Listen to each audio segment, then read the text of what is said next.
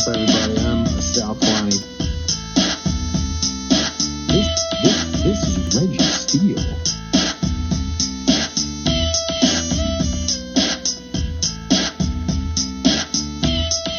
And welcome to Spitballin. Spitballin. Yeah. What's up, everybody? I'm Sal Kalani. This is my man, Reggie Steele. And welcome to Spitballin. Y'all. Y'all. Reggie hustling like I like to see. He's got us a guest this week. Hey, check this out though, Reg. So, early on, people who tune in, I gotta promote right away. This Thursday, I'll be headlining in the Sacramento Punchline, the callback room. And hold on. You know what? You'll be headlining the callback room Mm-hmm. at the Sacramento Punchline? Mm-hmm. Mm-hmm. Okay. Right. Have you done that room before? Yes, I have. Okay, so you know what it is then. Yeah, no, it's cool. Well, hey, man, this is what happened. I don't know if you know this or not. I did not do Shannon Sharp's podcast. So because I haven't done Shannon Sharp's podcast, I don't have 9 shows at the Sacramento Punchline, and I can bump people out of the room, and that's totally fine. That's Gary Owen, and he's blown up. But I've never seen somebody do 9 shows there. It's insane. In a row. Gary's working right now. Gary is really, he went through some personal stuff, and now he's like, on the road. I think that episode really helped him. Yeah. So Club Shay Shay. Yeah. Okay. But anyway, this Thursday. We can't hear you over the. Oh, there we go. That's funny. How about that flyer, huh? Your sound is off, but that's hilarious. Sal is great. He got the Sacramento Bridge. Isn't that awesome? Yo, it's seriously, like, sincerely funny, bro. Like, that's hilarious. My face is killing me. Yeah, your face is killing me. The size of your head is like perfect. Big heads. Oh, dude, that is hilarious. That's yo. Props to my man Sal. Thank you. Photoshop abilities. Yo, real quick, I want to point this out. Everyone, I got my purple frame for my Black Panther. Yeah, it looks good. It looks good. It's funny. I'm a little bit of a reflection on it. Let's see what I got. And me, I got some true artistry, a little Basquiat behind me. A little Basquiat? It's an entire wall when I went to see his showing. The reflection. All right, let's get Mike in here. We know Mike from back in the day. I believe he was in San Diego, so a lot of us, I was just talking to Max Curry, and a lot of us have opened for him in California when he did all the clubs, and everybody says great things about Mike. He's always a room wrecker. So here we go, Reggie. You can introduce him. Okay. All right, folks. I'm really excited to introduce to you and bring to you a guy that Sal and I both had the opportunity to work with many years ago. Who made an impression on us that even to this day, we're still here reaching out to him. Very funny guy, comedian, headliner, world traveler. Please welcome to the show, Mr. Mike Pace. Yes, dude, in the flesh. In the flesh. And we just lost him, but that's all right. He'll be back. He's got some technical difficulties. There he is. Beard, dude. Bearded Mike is the best, dude. Look at that beard. Holy shit, it's so good. It's so pure white like snow. I'm starting to look like a garden gnome. True.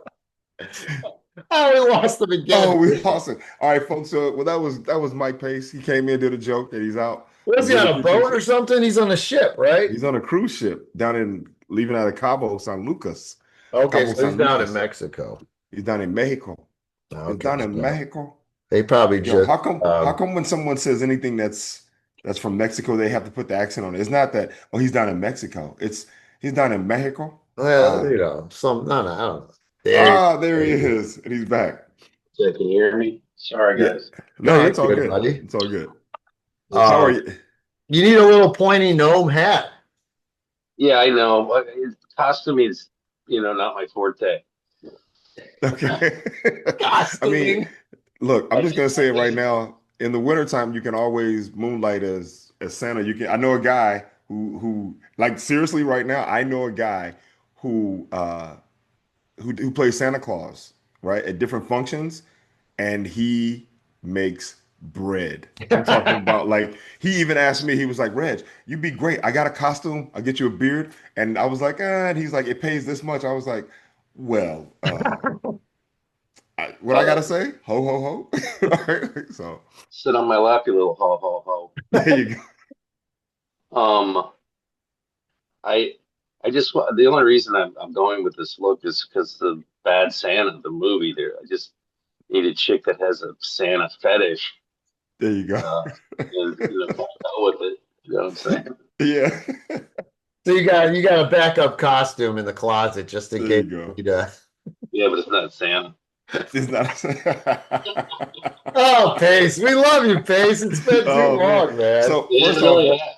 yeah, I I was was gonna just say is talking, I was telling Reggie before you got on, I was just talking to another local comic, Max Curry, and he opened for you too. And I was mentioning, he was like, "Oh, I love Pace." And he's like, "He's such a room wrecker." And like a lot of us, I feel, in the Bay Area got to open for you because you were like a Cali guy and you'd come up and you did all the clubs. yeah, Yeah, back in the day before everything changed, Right, right, right. right. mass used to just have to be funny. Now you have to be a mass marketing genius with Yeah. no act. With no, Yeah. okay, all right. We'll get into that. We'll delve into that later because I really want to explore that because that's the thing that we've been hearing a lot more from a lot of headliners that have been doing it for a while is that what they're competing against now, right? Like you have to, like you just said. So before we get to that, but first I just want to say it's so good to see you, Mike. It's been a very long time. I've seen you online, and we obviously communicate here and there, but to actually put eyes on you, man, it's great. How you feeling? It's good to see you, and thanks for reaching out. Like I sometimes I put some, you know, to me, social media is therapy. So sometimes I put out some dark shit just to get it out of me, Mhm. and then people kind of go, "Well, dude, like, are you okay?" And I'm like, "Yeah, I'm fine. I'm just like, I just want to, I just, dude, I just don't want to participate in this world any longer. Like, even if it's comedy, it's politics, or, just people, like the whole human race is just, I don't know. Sometimes I just don't want to be a part of it. I wish I could just get on a little space shuttle and head out of here. Well, I mean, I well, get that. I was gonna say I'm glad you mentioned that because that was our last conversation because I read your post like that and I Hmm. was like, yo, I got to reach Let out me to get him Mike and on the see what's up. podcast. No, Yeah. that came later. Before he's gone. Yeah. No, no, I appreciate that, man. I understand it because, people, you know, sometimes need you to ask what's going on. Right, right. And, Um, and I but yeah, appreciate we both get it right now. With Sal and I have sat here and taled about it at length, like with everything that's happening in the world and the people who are in charge, I guess, the chaos. It's like, it's unsettling, and it's we're trying to adapt, but not trying to And it's adapt. You know what I frustrating. mean? Like, you know what's going on, and you just have to, you're powerless a lot of times, and you're like, this is fucking all stupid. Yeah, like, exactly, exactly. my So, therapist says I live in a world that no longer exists, where Right. there's boundaries and accountability and consequences and and people rules, and rules and couples are a team, not adversaries. right? And men and women used to like each other, you know. Yeah, Yeah. So man. Well, I guess I'm right there with you because yeah, that world that you're talking about is the world that I like, is the world I want to live in too. So maybe yeah, we but just I just gotta. It's like you gotta. It feels good, but you gotta pull out. no doubt. So, all right. So, Mike, let's update the people. Where are you right now, currently? I'm on a Royal Caribbean cruise in Mexico, Nice, Hey. nice. So, and how many working. ships working? Otherwise, I would never be on a cruise ship ever. How long have you been doing cruise ships now? I don't know about 15 years now. Oh, wow. Wow. 15 And years. nothing will make you hate the human race more than going on a cruise.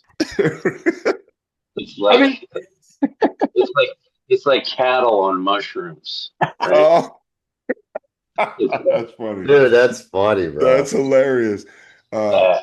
we'll make sure that no one in the cruise ship industry hears this part. That's funny though. So, where are some of the most, I guess, interesting places you've been? Yeah, do you enjoy it? Like, there's gotta be some I part mean, you enjoy. You've been doing it that bit long.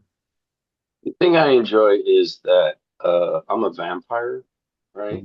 so So you're, probably yeah, went to bed last night about 4, and Wow. then I can sleep till and then I can go take a nap, and there's nobody sitting there going, "You gonna sleep all day?"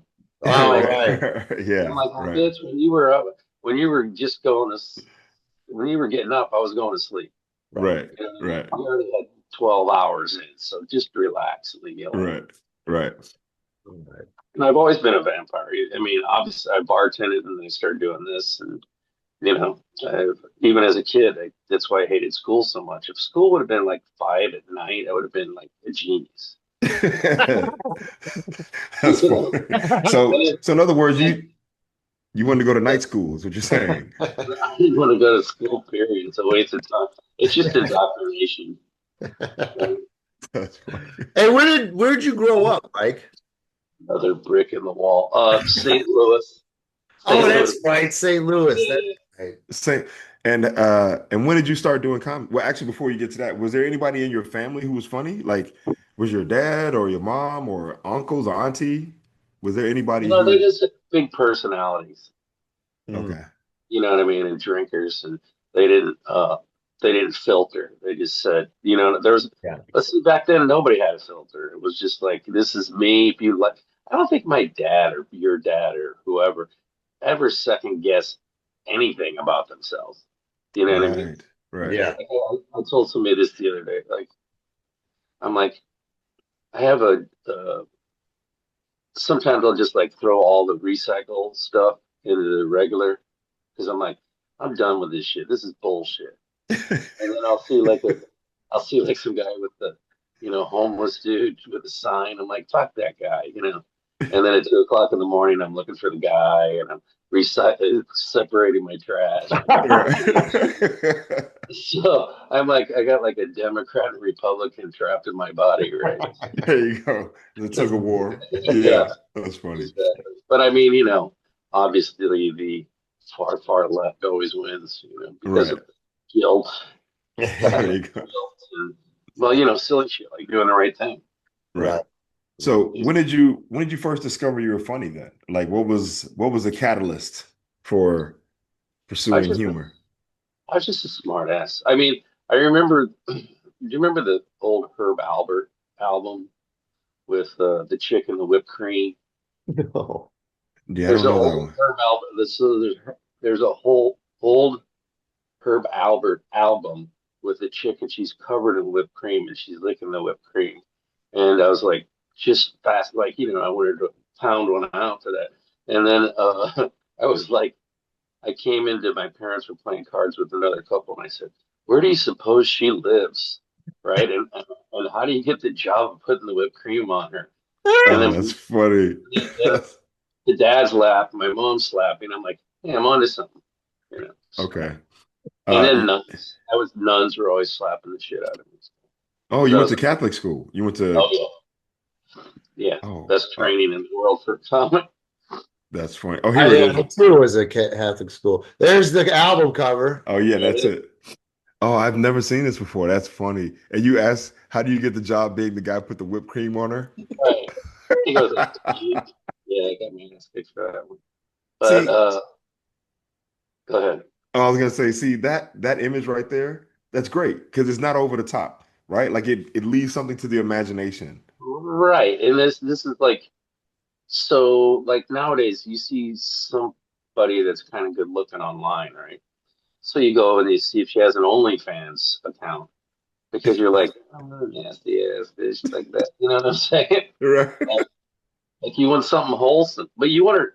Here's the thing: like, you want her to be nasty, but you don't want her to be nasty to the world, To the world, All yeah, right, not to the yeah. right? public, not to Right. Yeah, the I mean, like what's the line? a Woman in the woman, or streets, a a lady in freak the in the streets, and streets. Yeah.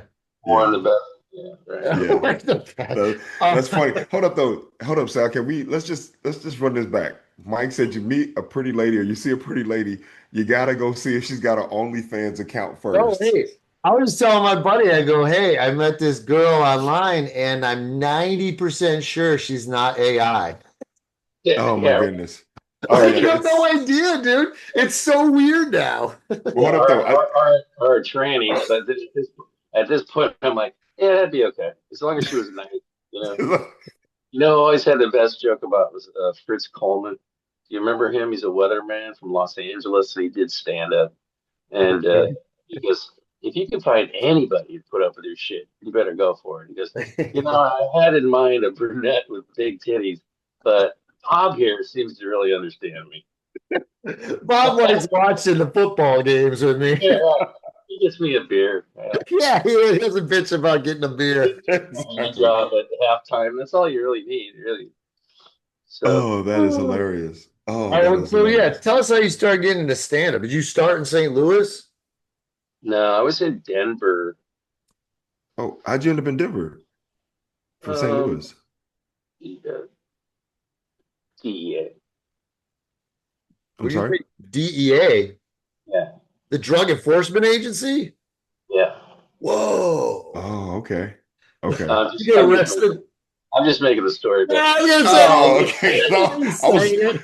I was like, oh, I don't even know if he wants to talk about this. I'm like, I was like, I want to talk about it. well, dude, that I was mean, great. they should have known about me, but they didn't know about me. All right, Oh, that's funny. just leave it at that. Okay. But Real quick, that was great acting, Mike, by the way. That Guys, was hold it. you got you bought centered. it. You bought Yeah. it. Yeah. Uh, so, I just went to one comedy show in Denver, downtown Denver. It was above Josephina's at the time. There was no formal comedy club. And then I watched this guy, and he was a character, and he was a preppy character, and he had a martini glass and an Izod shirt on, and some yuppie glasses, and he because I'm so tired of the poor. They're just so revolting and blah blah. And it was during that time where people were like, it was Gordon Gekko time, right? So Okay. everybody greed is good, and money replaced cocaine Okay. as the drug of choice. Like this Mhm. is, The it's 80s. it's the same sort of depraved behavior. Just psychopath. You have no regard for anyone. You'll steal from your mom.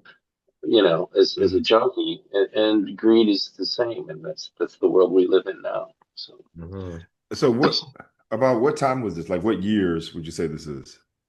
oh, got married in '86, so around Okay, there. so around the 80s. Okay. 80. I Yeah, was thinking about what's going on in the 80s I still had a comedy mullet. scene.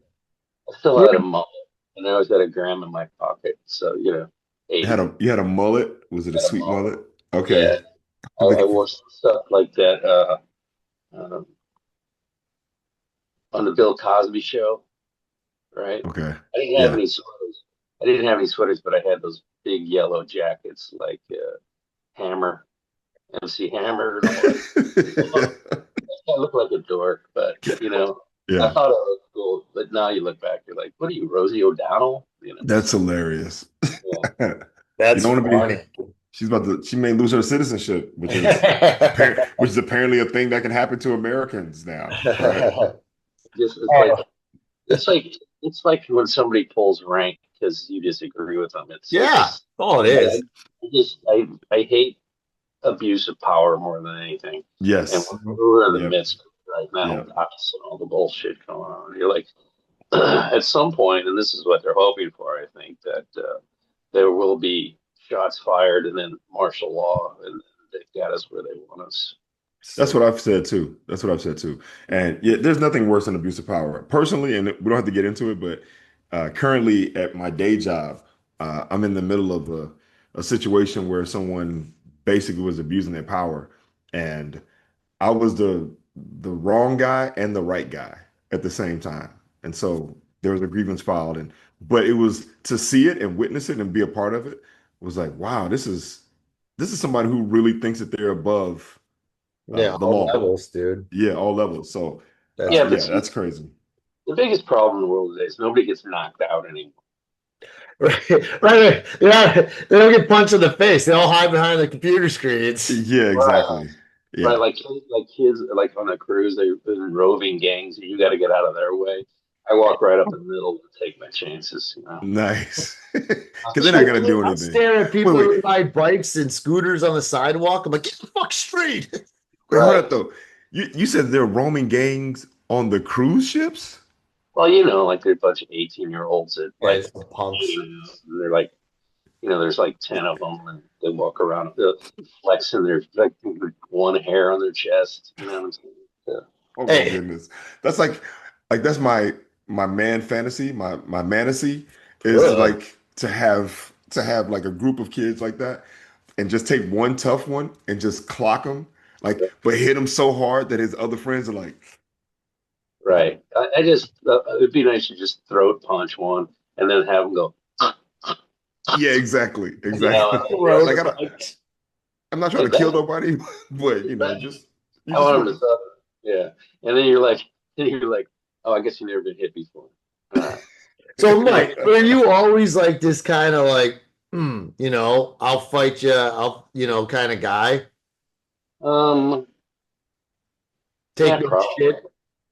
Yeah, probably. I mean, I'm not looking for it, but I ain't backing No, away from I just remember this uh story, and this is one of my favorite Mike Pace, and I've told this to many comics afterwards. But there was this. I remember Larry Bubbles Brown, and he worked this comedy club, and I was telling Mike this story that he worked the comedy club, and then the owner of the club, he's kind of shady, and he's like, there wasn't many as people here as I thought, so I took $50 off of each set, and Bubbles lost like a few $100s, and he was like, well, okay, and I told Mike this, and Mike goes. I would be throwing chairs through windows, Sal. Yeah, we did it once. This is an old story, but Telluride, Colorado, with Roseanne Barr, and the guy doesn't want to pay us at the end. And it's like a beautiful old bar with this huge mirror behind it, right? The mirror had to be, I don't know, as big as a house, oh wow. just ornate, you know, and had all the bottles in front of it. He goes, well, I bought you dinner, so not that many people showed up. And I go, how much do you think that mirror's worth? And he goes, I don't know, probably $5,000, $6,000 at the time, so it's worth like 15,000 now. And I go, oh, it'd be a shame if it just broke in a million pieces, wouldn't it? And he goes, all right, I'll get you money. So, Mike Pace, dude. you know, Dude, um, that's like every guy wants to have that moment, right? right. Like every guy, and you had it. Like I would love to be able to be in that moment. Like it's yeah. How much is that over there? But see, Yeah, Okay, funny yeah, way of doing it too. yeah. but see, that's where I came from. Like, you pay your bills. Right, Yeah, right, You know what I mean? Like, right, yeah. this is what kills me about his orangeness is that he doesn't pay bills. right, And he Mm. gets right. away. Even blue collar in the world would Yeah. be like, okay. Speaking of bubbles, he brought up Larry. So we're doing Tahoe together with that idiot Howie. And Mandel. Oh, Cooperstein. Oh, Yeah, okay. he hosted out there. Oh, I didn't know. Okay, okay. so my son's with me. And, it's like, "Mwah, shmwah, mwah, mwah," right? And my Right. son loves Zach. Like, just like he's there every night. This is Bubbles. What time's Bubbles go? I got to be there. Get a good seat. So I do this bit anytime I'm on a show with Bubbles up in the north area, which is not a lot recently. But I go, never bring your kid to see Larry Bubbles Brown because every time you go do your homework or clean your room, it's like, "Meh, shmeh." You got to hear that for like weeks after the show. Yeah, I got to do everything. Yeah. So, Dude, Oh. that's awesome. My son is 12, and when he was like he had to be like 4, right? This is a while ago. And I mentioned because at the time I 8 had worked years with Larry ago. Bubbles Brown, and he did the same thing. Like I was talking about what Larry does, and so he was walking around the house saying, "Larry Bubbles Brown." Meh. And he was just he was just walking through the house the whole day, like for a week. Larry Bubbles Brown. Meh. But with his calling, he should have been like Blues Clues. Yeah, right. yeah, yeah. oppressed children. But Larry, I saw Larry get an applause break on Letterman because they had bought into him, like the whole crowd had bought into him, and Yeah. he's just like he grabs his arms, like hugs himself, and he Oh with the yeah. microphone in his hand, he goes, and that's all he did was sigh, and the crowd went crazy. They gave him an applause because they had bought into like his, his Yeah. world. His persona. Yeah. But that's like Okay. who he is. So you kind of, it's funny.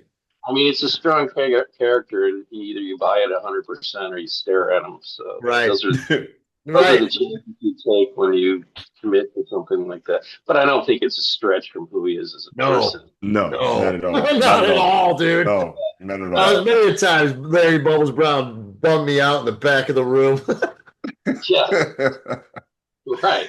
I But never got bummed out, but yeah, I would be like, "Oh, that's sad, Larry. All right, I got to go ahead and do a thing." Gotta go, Larry.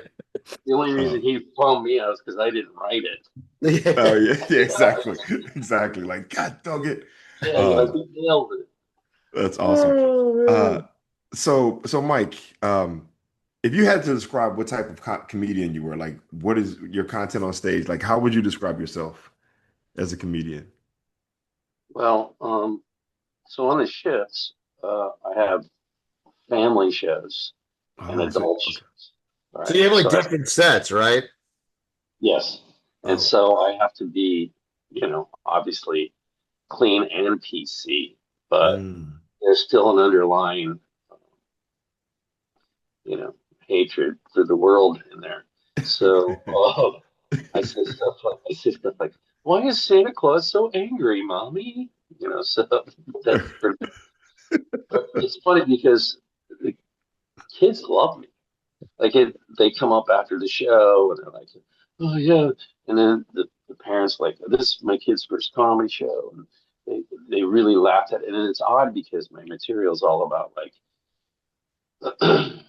being on merry-go-rounds in the back of the station wagon and all that stuff. But I just kind of say what pussies they are without saying pussies. I say wussies, a bunch of wussies. So I think, and then. But I think, it's funny, Ray, because you have a lot of different nationalities on here. And the people that, the Indian people, if you, it's kind of embarrassing sometimes because you're like, oh, you're a gift that you gave to my family with this laughter and such joy. You have touched us and we appreciate it in so many ways. I'm like, oh, wow. Like, thanks. You know what I mean? Yeah. Well, I do joke about like Indian food. Like here they have like Indian food has like there's no Chinese food and there's no but there's like Indian food, right? okay, right. And I'm like, I don't think food should look like what it's going to do to you. That's funny, dude. So true, man. My body violently rejects Indian food. It's just like if I see roti or butter chicken, it's just like I can't even look at it. Oh, Sometimes dude, it's spice. They have a different spice over dude, there, that's hilarious. It's Food something should that not. just go with my system. Oh, that's hilarious. Okay, so then, would you do that same joke in the adult show, but then switch it up, or is it no? It's a complete different. If I do it on one, I can't do it on the other because people come to. Well, a lot of people. That's right. So you'll do the clean show, and then you'll know they like you because it'll be packed for the adult show. But the problem is that sometimes on the last night, they do the adult show late, like 10, and you're like, these people they're already home, like they're already getting the dog in the mail and they put the keys in the pocket, and but people show up. It's just like the skit, normal people go to bed at 9. Right. So they're like, well, we got to catch the flight, and, so, but sometimes it's, so some ships, like this ship, is not many shows, but like the big ships have comedy clubs, so you do like 2, 3 shows a night.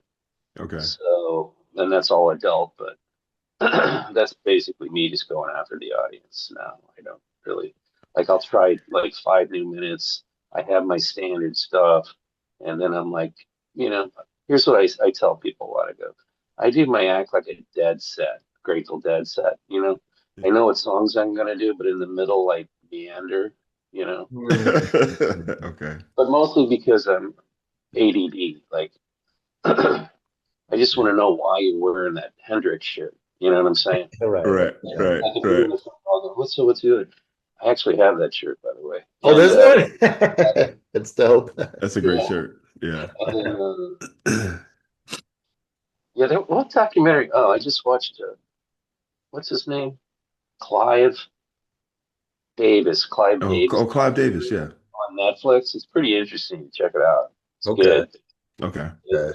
He goes through the Monterey Pop Festival to Oh, yeah, all the way up to when he's working with Diddy, right? So Okay. Mm. Wow. So, Mike, on the cruise ship, is it like a traditional show? Is there an opener and a feature? no, just Oh, just just you. Just you. yeah. Unless it's a comedy club show, then it's like me and another comedian, which is Got it. crazy sometimes because I'm like, just give me his time because there's just I don't know how people get and I'm not saying I'm a prolific writer or anything, but there's just people that do the same exact 20 minutes for 14 shows. And if somebody heckles them, Roast. um, they're done. Like Yeah. they're ruined. And I'm like, bring it, let's do Yeah. this. Right. And Right. because I'm at this point, I'm just tired of hearing my jokes. I'm tired of hearing my voice. Right. After 14 shows, you hate yourself, right? So, Yeah. Yeah. It's fun to play, that's the part of your skills. So, right. Mike, whoa. Go Can ahead. you give us an example of like one of the toughest shows you've done on the cruise ship? Like a moment where you walked off stage and was like, ugh, what am I doing? Like, why am I here? Like, can I jump off this boat and swim away? I mean, I used to do that. I used to do that when I first started because it is an adjustment. Mm, You know what I mean? Like it is, you have to figure out where the line is and walk up to that line all the time. yeah. And, if it's out of Texas, you're not going to do, you're not going to do anything too unconventional. Right. But I do like that you're willing to go up to the line where some people don't even want to go near it. Right. Well, that's not interesting to me. I Right. want to piss up at least 20 people. Right. Right. No, I right. totally agree. Yeah. Otherwise, I know see, to me, comedy to me was Lenny Bruce, the Marx Brothers, Three Stooges as a kid. They were irreverent, anti-establishment. They were always ruffling the feathers of the people that fit in and goose step. Like they would have had just a heyday with MAGA. You know what I'm saying? Right. Right. It's kind of that same mentality where you conform, otherwise you're like, no, man, I don't want any part of you people. That's the thing that kills me is like you're like, what makes you think I want to be like you? Right. Like Right. it's that thing, it's that thing where like, oh, if heaven's going to be full of you people, I'm going to hell. Right. I mean, I always feel that like comedy is for the people, and even back in the day, Charlie Chaplin caught shit when he did that movie commenting on immigration, even back then in like the 20s. Right. So Yeah. it's always been fuck the man, fight the man, and a lot of comics now aren't even like that. The whole Who thing did you is changing. who did you just mention? Who said Charlie that? Chaplin. Oh he did yeah, the whole immigration. gravy thing. Yeah. Yeah. Yeah. Well, he was a poor kid living on the street. But somebody did an ancestry.com for me, Uh-huh. And in ancient England, there was a jester named John Pace, and his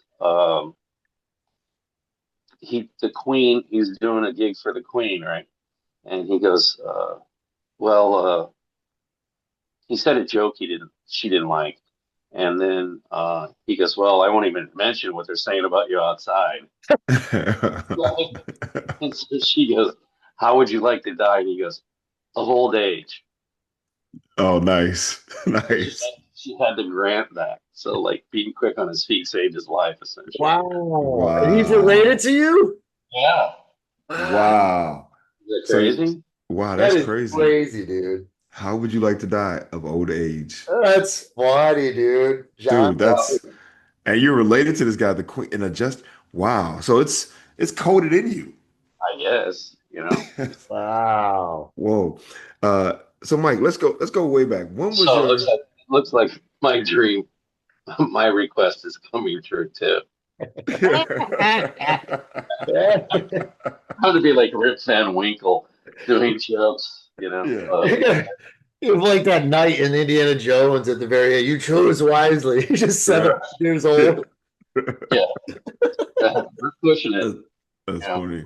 So Mike, let's go way back. When was you remember the first time you got on stage and what it was like? Well, And okay, so first time I did was in an improv group, and it was at a jazz club. This is back when comedy used to be hip, right? right, Yeah, I had another thing. It was the cool thing. Yeah, it was subversive, and they only went to, they only had jazz clubs or strip clubs, right? right. So we do an improv show. Well, I went to an improv workshop on a dare. They asked me to join within like 10 minutes. I did a show. I came off stage. It went really well. They gave me 25 bucks, and I'm still making the same, by the way. And my boss came that was working at the bar and goes, "You're fired," after I came off stage. And I go, "What are you talking about?" I go, "I need that job." Because if you don't do this and come work at the bar, you'll never learn how to make a living at it. So you need to force yourself to learn how to make a living at this. And Wow. I, Wow. I don't know whether to thank that man or try to find him and kill him. So,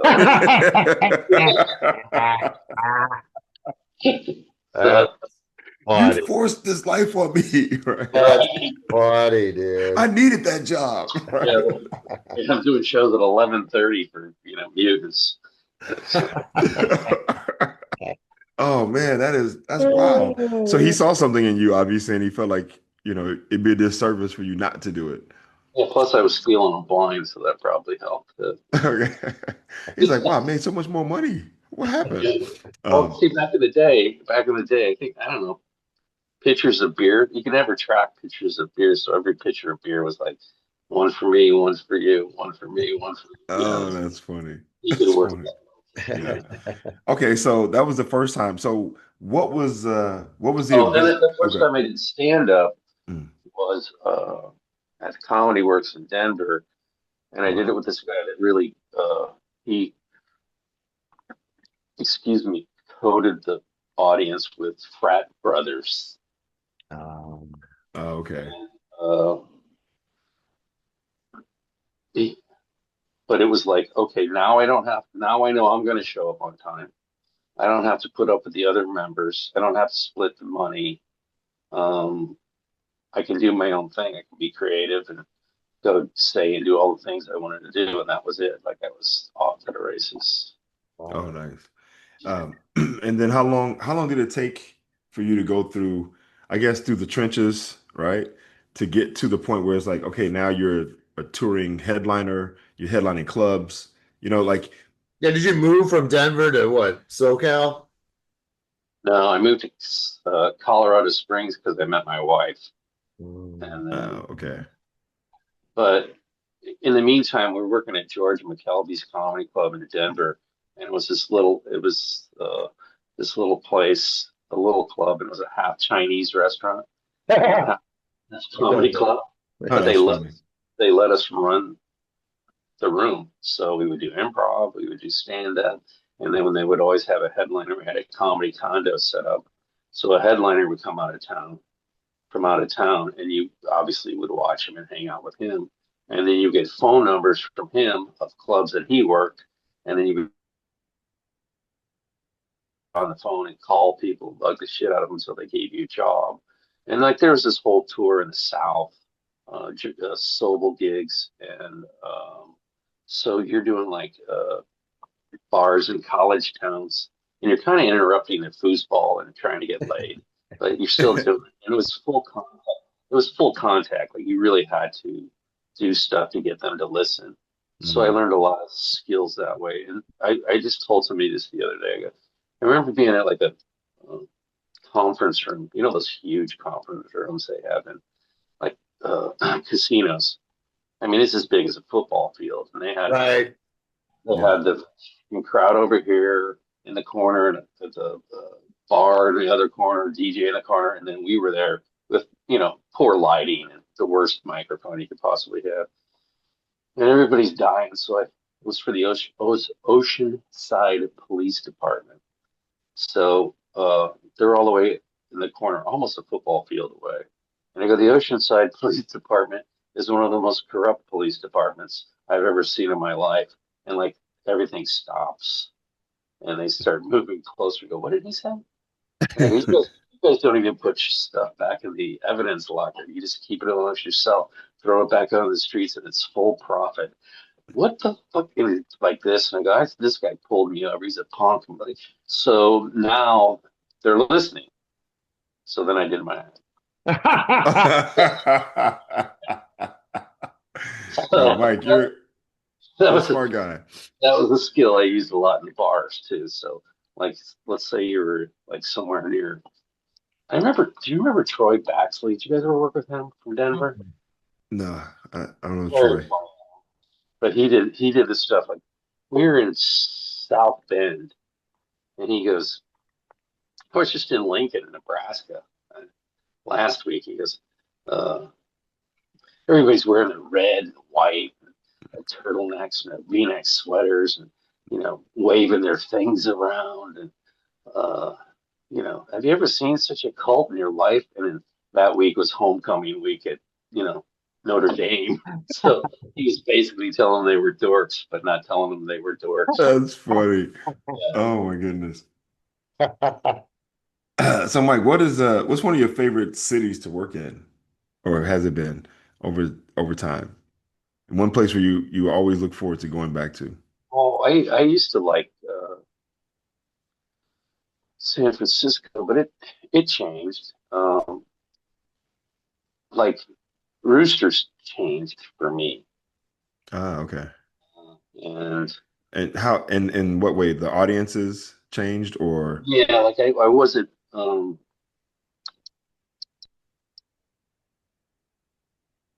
see here you got people from 8 to 80, right? And they're on a cruise and they're in a decent mood and they're already here, and you're kind of just like ice cream on the cake. And they listen, but Roosters became a place, and I'm not going to just throw it all on this woke bullshit, but there's a lot of that, and they're not watching anymore. They're scrutinizing everything you're saying. You know what I'm saying? Yeah. Like they're just waiting for you to say something so they can be offended. Right. There's still that. Okay, so I do this joke about, I don't even know if I can tell this story. So my son got married and my ex-wife was there, and I hadn't seen her in 12 years. I said, let's have a hand for my stunning wife, blah, blah, blah. Such a great mother. Said, still as beautiful as the day I met her. We were married for 25 years, and she probably should have killed me, but here I am. And then I do this joke now about, did you ever see Will and Harper, the documentary with Will Ferrell? Yeah. Oh, yeah. Yeah, we were talking about it on here. So I go in, Will Ferrell goes on a cross-country trip with his friend who rode for Saturday Night Live, and in the last part of his life, he wants to live his life as a woman. And I go, I don't think I'd want to be a woman, but I would like to be a woman just for one day, just to see what it's like to never be fucking wrong. So I did that in the wedding, and it started a complete shitstorm, right? Really? Are you serious? Well, because I've gotten applause breaks on that. You know what I mean? Like, yeah, that's hilarious. It's like one of those things, like you nailed it, but there's that one chick scrutinizing, right? Yeah. And she goes, hey, like that. And I go, there she is, ladies and gentlemen. So, It wasn't a very popular thing to do, but I thought it was hilarious.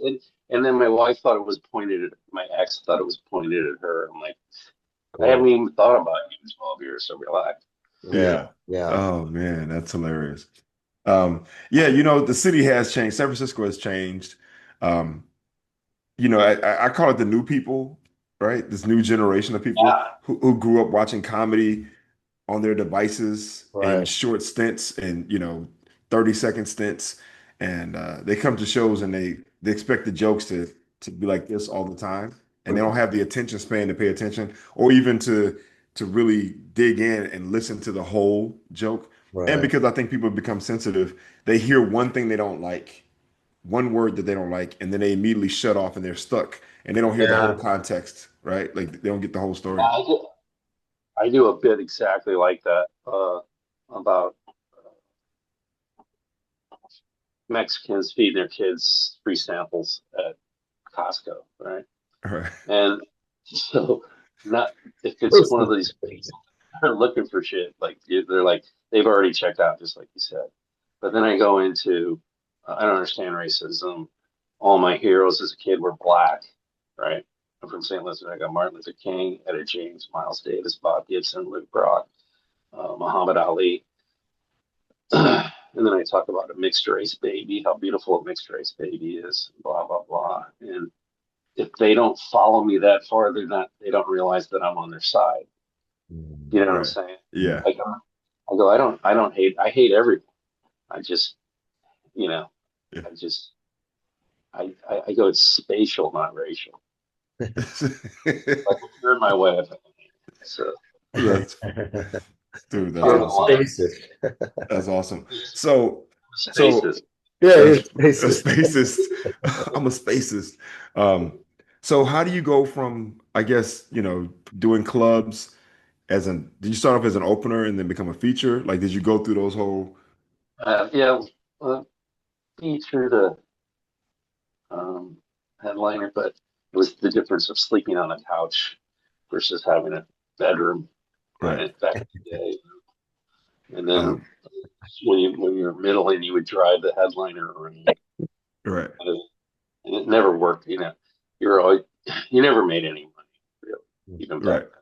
right. So you're just kind of starving. And then, you start having kids and you're like, well, I got to figure out how to make money on this. And this is what kills me is all these kids working for free now. You're like, how are you going to make a living at this? If you want to make a living doing comedy, you're going to have to say, no, I need $500 tonight. Right. I'm not Right. Right. doing it for free. I mean, Yeah. but at some point you have to stand up for yourself, which is none of this generation is capable of doing. So Right. It's a little, Right. yeah, yeah. I Yeah. No, they you're still right. have the option. They still have the option of living at home, and we never had that. Like when you're 18, you get luggage. Right.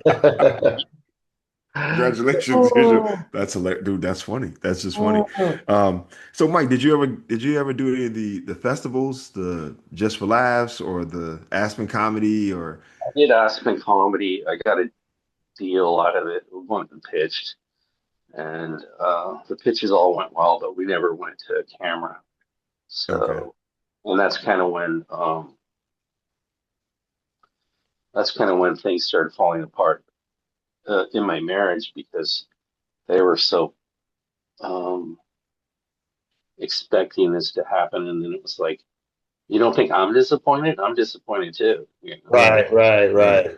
So I remember going to a meeting, and it was the meeting. It was like, well, we're either going to get $500,000 or I'm going to Springfield, and then Springfield, I understand. Missouri? Illinois, Oh, Ellen. Illinois Oh, to do a Illinois. gig, Oh, Jewish. okay, okay, okay. And so halfway through the meeting, I go, looks like I'm going to Springfield. Now hold up. Now that idea, it didn't sell then, but do you think it was good enough to sell now? Like if you were to repitch it, has the times changed? Was it ahead of its time maybe? Or Yeah, I mean, I pitched a show um, about a real family. Um, where it was about my family. Like my kids are playing death metal in the garage, and I had cooked dinner, and I'm telling everybody it's time to eat, and nobody's listening. Everybody's on a TV, or this is even before the phone, these stupid phones. And I turn off all the electricity, and they're like, "What happened?" And they all come to the table, and I go, "It's time to eat." Nice. So, and then part of the pitch was uh, I let them smoke pot in the garage. I go, if they smoke pot in the garage, I know where they're at, and they're working on music, and I don't see anything wrong with that. I'd rather know where they're at and know what they're doing, and let them smoke a little weed than have them out on the streets running around, doing Yeah. stupid stuff. Right. And You then might have been too progressive at that time. I said I went and got my daughter birth control pills, and they're like, "Wow, that's pretty crazy." I go, "Yeah, but you know what? You're uh, if you're a teenager and you want to piss your parents off, you do exactly the opposite of what they expect you to do. Right. So you tell them they can smoke pot, they're not really going to want to smoke pot. If you tell them they can have sex, they're not going to really want to have sex because you've already said it's okay." It's like, when you have a daughter and she brings home a boyfriend, you never say you like him if you like Right. That's funny. That's him. funny. Yeah.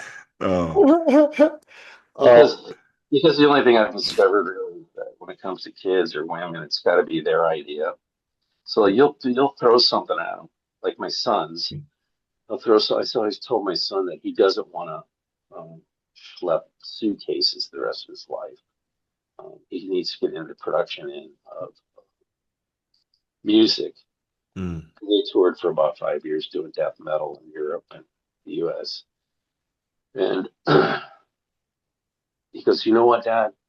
I told him this, and then he came back from being on the road, and he goes, "You know what, Dad? I think I want to produce and get into mixing and stuff like that." And I go, "Oh, what a great idea!"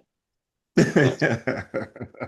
You know what I'm saying? Yeah, and you don't say So I said that Yeah, to you you, gotta do, right? but You can't you say gotta that. let him figure it out. Yeah, you go, no, yeah, no, that's when I say what a great idea, that this is they know because they know me. When I right. Right. say, "Yeah, that's what I said, you dumbass." But they weren't ready, Mike. They weren't ready. They had to go do it. They had to go do it. Exactly. The stove is So hot. You don't want to touch that. Ah, so okay, well, psh. yesterday he's mixing an album with Ziggy Marley's son, Wow. and Oh, wow, that's cool. remaster. They're going to remaster a lot of the old Fleetwood Mac music. He's recorded with. He was in Maui at Mick Fleetwood's studio last summer during Lahaina, which I predicted, by the way. Right. I was in Lahaina on a cruise ship, got the day off. I'm body surfing, and I'm with this woman. I go, "I'm surprised they haven't burned this place to the ground, put it up in Marriott." And then 2 weeks later, they burned it to the ground. Wow. Oh no. See, Wow. this is the new way of doing business. Palisades, everything. Like you're Yeah. like, they're going to just level shit. Then they don't have to go through all the court. They don't have. Oh, it's an accident. Like for some reason, I think there's a reason why they didn't warn anybody in Texas about the floods. I don't know what's under there, but something valuable is under there because these corrupt cocksuckers are going to figure out a way to steal it. Mm, there you go. Okay, I can Hey, dig I wanted that. to ask Mike because I know you did a little acting back in the day too, and I came across the image. But how was it doing Curb Your Enthusiasm with Larry David? There he is playing a cop. Oh, Black hair. Um, well, a little bit. So that was cool, but he's from a different world than I like. We actually talked for a while. Oh wow! I was improvising my ass off. I was going to make There's that all scene. improv, right? There's no lines they give you. Yeah. I mean, they So, give you. You probably have a place that you need to get to, right? Like the right. scene's going to start here. We need to end here. How you get there is up to you. Right. So I'm like making a whole story and all this stuff, and you piece of shit, and why don't you learn how to act and blah blah blah. And then the director comes over and goes, "Hey, it's Larry's show, so just give him a ticket. You know what I mean? Oh, they want you to pull it back a little bit. Yeah, yeah, yeah. So it's all about Even him stealing. He's stealing something, right? He Yeah. gave silverware to his limo driver, and he goes, "Have you ever stolen anything?" I go, "Yeah, all the time." He goes, "You mean, what do you mean? Like as a kid?" And I go, "Yeah, when you ain't got shit, you got to steal shit."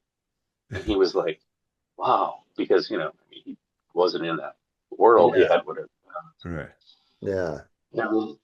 Cheryl Hines, who's married to Robert Kennedy now, which is just insane to me because she was so hot, but now she's kind of starting to look like I don't know. I don't know. Too much health advice from her husband, maybe. Some, some. It's like I was dating this woman that she was a hairdresser, which was the first mistake, but she had access to Botox Uh, every day, like because people come in for these injections to get rid of the wrinkles, and she's shooting this stuff up in her forehead, and I'm like, dude, that stuff's toxic. Like it's poison. Like you look fine the way you are. Yeah. I just don't look like my mom. And I met her mom. I'm like, well, your mom's an older woman, and she's still kind of sexy. And what are you talking about? So people are afraid to age because nobody likes old people, right? yeah. Yeah. But I mean, it's inevitable, right? Like you can't fight, you can't stop it. It's like trying to stop the wind with your hands, right? Like it's So, just you might as well embrace it. so I go. She goes, it's not poisonous, and I go. So her throat starts closing on her, and I'm like, Mm. she's got to go to the doctor to see what's going on. And she gets a growth on her knee. And I'm like, yeah. Like, and she goes, that's not because of Botox. And I look up like W WebMD. And I go, first, Yeah. first two side effects, right? Because you're an asshole. And then we broke up. So, And this was Cheryl Hines? no, no, No, no. no. It was some Oh, other oh, girl who worked oh, at I Yeah, the missed it. I salon. missed it. I but was like, okay. I think she might be addicted to some. Might be the same boat. Yeah, but it's like this Ozempic. Like people get skinny, but they look like freaking Planet of the Apes. You know what I mean? Yeah, It's it's all just bad. all in development. It starts sagging and it gets, and you're like, dude, like, well, here's the other thing too. As I've gotten older, I like thick women, right? I Mm. like them thick because, they can back me up in a bar fight. You know what I'm saying? But, and when I see someone that's thick and is, kind of really conscious of it, thinks badly of himself, I'm like, no, Yeah, you look great. Don't fuck that up. right, You have a nice right. big ass. Yeah, Let it be big. yeah. Uh, Yeah, it's just Good fucking Natural, riddance. no injections. Ah, exactly. Dude, the well, Ozempic is crazy because they banned it in Europe, right? They won't allow people to use it. yeah, they banned Gatorade in Europe. Yeah. Yeah, and all the dyes, right? For the food. Won't So have anything here though. Yeah. I'm looking at your jersey, 22. Today's 21 years without alcohol for me. So Today's? birthday. Wow, Yes, congratulations. Man. congratulations, man. That's awesome. Yeah. 21 years. 21 years. So no wonder I'm so fucking miserable.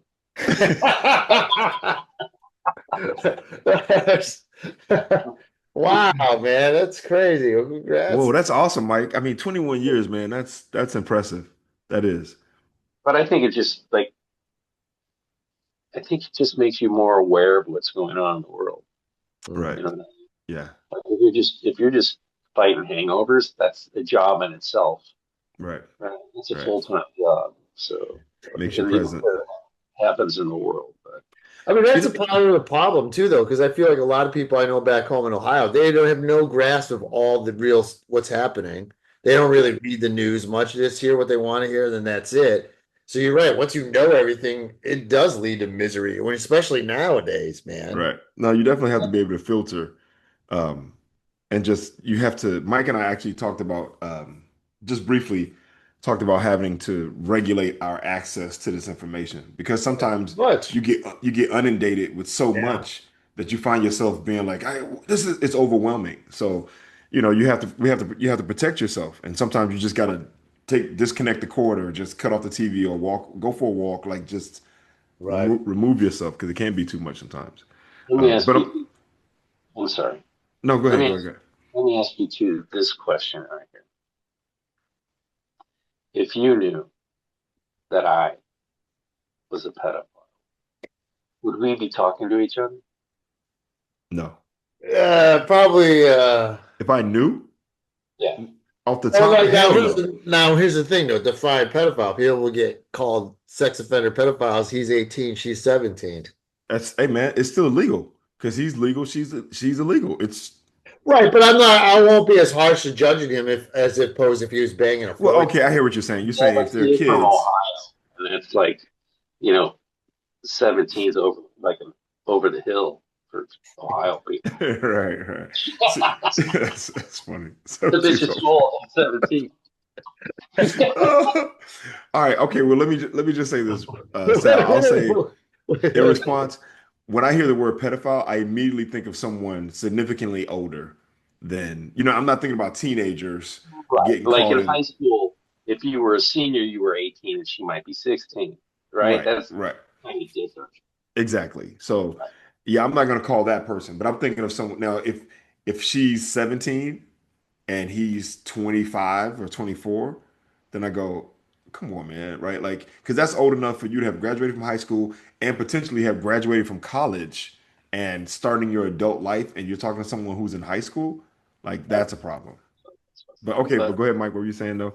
If, but if like with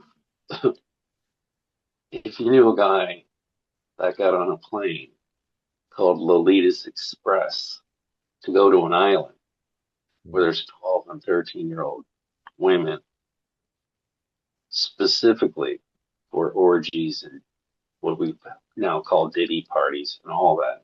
right, See, there's two sets of rules for the world. And what was his name? He ran for president. Two Americas. John somebody, good looking guy. He got caught fucking somebody. But there's two Americas. One is, the billionaires have different rules and we can do whatever we want. Right. Part right, of this cult. And, you get a boot on your car because you didn't pay a parking ticket. Right. You know? right, right, right. So, I mean, that's the world that really makes me crazy. Some kid rips off a freaking car stereo because he needs $10 to feed Right. his mom, and these guys are ripping off billions and billions of dollars, and they're the good guys. Like it just, Right. Yeah. No, yeah. Yeah, This no, they are. it's literally the difference between the federal penal system and the state system, right? Like in the state, you're going in for, for crimes, whatever it is. And then the federal is white collar crimes. But truthfully, some of the white collar crimes that people commit have way bigger impact Oh on the world yeah. at large, right? Right? Right. Way bigger impact on the world at large. But their punishment is like a camp, right? Like it's not a harsh place, even though they've impacted way more people by their actions than the And person there over is a here. small undercurrent, I feel, because the whole Luigi Mangione, when he killed that guy, a lot of sympathizers on that side. Because yeah, dude, that's like, evil CEO corporation shit that people rebel against. Oh wait, hold up Oh, though. Have you heard the I think okay. that's I think that sentiment is growing Yeah. fast ever Yeah. now. Yeah. Well, what's funny is I heard a thing recently where they were talking about the Mangione Mangione, come on, Reggie. Mangione. Um, they were trying to call him a domestic terrorist, Right. right? So Right. that But label it. then the guy who killed the two the wife and the husband in Minnesota, Right. they're not labeling him a domestic Actually terrorist. targeting Right. Exactly. You don't hear Like, anything about that at all. Yeah. yeah, It's the exactly. same as the fake assassination. Let me ask you this, guys. If you were going to put up a structure to house people, would you put it in a hurricane alley in a swamp in Florida? Exactly. Dude, And it's because they love him so much in Florida that they think it's a Every, good. They're taking every, pictures in front of the sign. It's ridiculous. like every one of those people should just like God should strike them. Yeah. I don't easy. understand I mean, the this. inhumane conditions, right?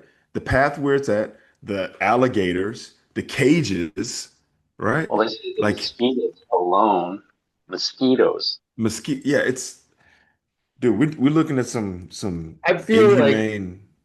nothing makes dumb, poor people feel better about themselves than saying, "Hey, I'm better than this dumber poor or this poorer person or this group."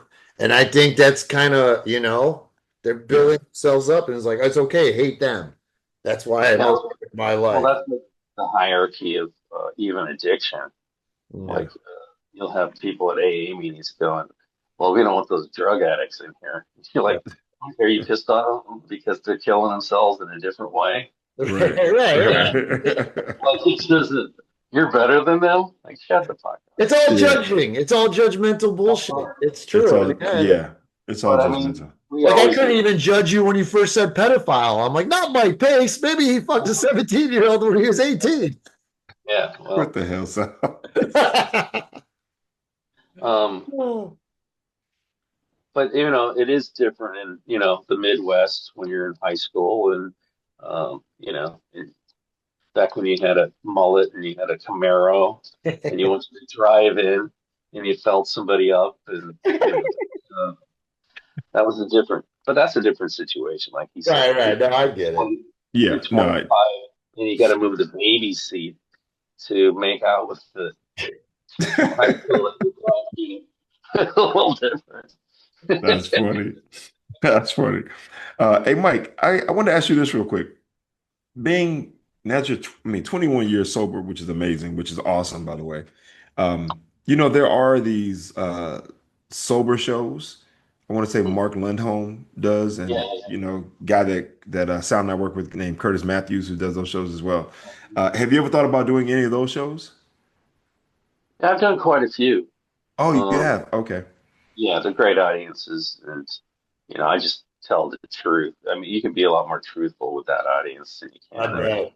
regular Yeah. audience. Because, Um, um, although they might judge in the other capacity of we're better than you because we didn't do drugs, um, they don't they don't judge you like they kind of realize they're as fucked up as you are. Right. Right, And right. you can be a little more truthful and talk about the reality of like you know doing coke and looking out the window thinking you hear cops and stuff like that. Right. So Right. That's funny. that's I mean, if you've been sober for 21 years, how long you been doing stand-up? uh, 113 years. I was Man, actually, you look I was great. actually, You You look started when great. you grabbed the Ark of the Covenant. thank you Yeah. so much. Holy Grail. Uh, I was the first one to use a rubber chicken to smack somebody in the face. Yeah, I was the first. Oh, Yeah, that's hilarious. I actually was the inventor of the Groucho glasses in the nose. So, Yeah. So, so, Mike, let me ask you this. Could we, at the very beginning, we talked about, doing the clubs and what it takes marketing wise to do the clubs. Uh, if you could get back into the clubs, is that something that you'd like to do versus the cruise ships? Are the cruise ships the things that you're doing, solely or primarily, or are you doing a little bit of both, like some clubs and some cruise ships? cruises now. That's I'm it. so I'm so busy. Yeah, but I Right. mean, it's one of those things where this is as good as it's going to get. And I'm Okay. doing 1,200 seat theaters sometimes on these ships, Mm, and I know how to do them, right? right. Yeah. Right. And I figured if I was getting, $30 a ticket on land, selling out a theater, um, I wouldn't have to, I could start thinking about, you know, retiring and shit. Right. But I don't think I'd ever retire completely, Okay. because, what else is there to do? We learned that in the pandemic, right? Right. Right, Um, right. and, but I'm a dinosaur, so um, if I'm not tech savvy, I mean, I'm surprised. I pretty much was up all night trying to figure out how to do Zoom, you know. So you know what I mean? That's just something else I'd have to worry about. I can't edit. Thanks, Reg. Right. You know what I mean? Like I Yeah. can't edit. I can't like. need to learn how to edit so I can put all my crowd work on, you Right. know, Yeah. and then just start. And I got an app for you. I'll tell you what app to download. It's Okay. called InShot. Oh, really? I didn't know about that. You didn't tell me about that. Yeah, you retired. I'm not retired. I'm like Mike. I might And not Mike, ever tell this retire. fool to get back in it. Everybody loves Reggie. Reggie, you could have been a stop. And now he's taking a break. What I'm the on hell? hiatus. I'm recalibrating, right? Like You've I'm been just figuring. recalibrating for 5 years. I'm recalibrating, but I'm still here though, right? Let me tell you So, something. I don't see you in joints. All right, I see you in big palaces. You know what I'm saying? Like oh, I appreciate Broadway that. Danny Rose. Broadway Danny Rose. I don't see you like doing these parties for the rest of your life. I see you doing big things. If I may interject at this particular juncture. Nice, nice, nice. I appreciate it. Oh, Um, yeah, go yeah, do it. man. Well, I was gonna say that. You have kids now, or what? What's going on? Oh, for me, Yeah. honestly, now that I've had some time to kind of reflect on what was going on, um, I think I was at the cusp of a midlife crisis, right? And I think and being completely honest, I got comfortable with being in the Bay and with killing, right? I got comfortable with doing the same set in a certain way, right? And I wasn't as excited about the material. I kind of outgrown the material. And I was on the precipice of like saying, okay, I'm throwing all that stuff out and I'm gonna write all new material. I'm not gonna book anything for a while and just get back in the trenches and just start putting out the new stuff that reflected who I was now or at that time now. And then the whole world shut down. The pandemic happened. And so I got paid to stay at home and I didn't do any of the Zoom shows. And I kind of had this moment where I was like, man, I'm not missing the stage the way I used to, right? Like when I first started, from the time that I first started, my last show was March 7th. I headlined the Sacramento Punchline for the week. And then everything shut down March 16th. So I had a great headlining week. People came out. It was a lot of fun. And I was like, all right, I'm about to fix this thing or switch it up. And then things shut down. I didn't have that same tug from the stage. And then I started to kind of delve into what was going on with me personally. And so now I'm kind of like I've worked through a lot of that stuff and I now feel like I'm in a better place where when I go back to the stage or when I go back if I go back to the stage or when I go back to the stage, I can go back more authentic, like truly more of who I am, right? Yeah, but you don't have to reinvent the wheel, dude. You can sandwich your new stuff into the old stuff as you grow, Right. right? Right. And you can have your moments of authenticity, and you can start working on the material that you want to do, and still, because you just got to get to the plate, take You just got to swing. do it. I think a lot of Right. people Right. try and plan it too much, and I'm like, you just got to Yeah, do it. Like I Right. even heard Arnold said something once, like all about working out. He's like, just go every day and do something. Even if you're feeling not good, you're feeling hurt, just go do it, and then every day you'll improve. No, you're yeah. right. So, I agree. so, so on the ship, I work out every day. All right, Okay. 2 hours a day. When I'm home, I swim an hour a day, which kicks my ass more than any workout ever will. Wow. But the thing about it is, it's a habit, and Yeah. if I don't do it, I feel like shit. Right? Right. So Right. you just have to go start working that muscle again. Yeah. Yeah. Yeah. You're right. I agree with both of Because you. I know, I do. I agree with both of you. Yeah, it's I funny. know, Go ahead, I, Mike. I look like a Russian shot putter, right? But I know that I will outwork everyone. You know Yeah. what I'm saying? Right. Yeah. Right. Yeah. Oh, So that's funny. You know what I was going to say real quick, just to go back. Um, sorry to interrupt yourself. No, no, no, I was no. gonna say I'll interrupt Reg. So I've been lifting these weights. I got like these 20 pound weights, right? But I put them in front of the drawer so the cats can't get the food because they'll move the door and just open it and go eat the food in the cupboard. So I use it to block it. But now every time in the morning and evening when I have to feed them, I force myself to pick these weights up, and I'm like, well, now you got to do some working out for a while before you feed them. You know what I mean? Yeah. Good for you. Because So that's I about got time. forced to do it because it's there. You know what I mean? Yeah. those Yeah. Well, it's time you did some of those It noodle got arms and easier though. lifts. Like you said, it's a habit. You're doing it all twice, Right. 3 times a day. It gets used to it. well, you gotta be lazy as fuck not to jump on the elevator, go to the top floor to work out on the ship, right? Right.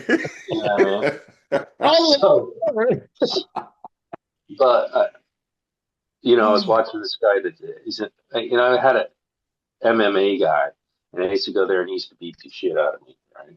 wow. And he was always like, better me than someone that really wants to hurt you, right?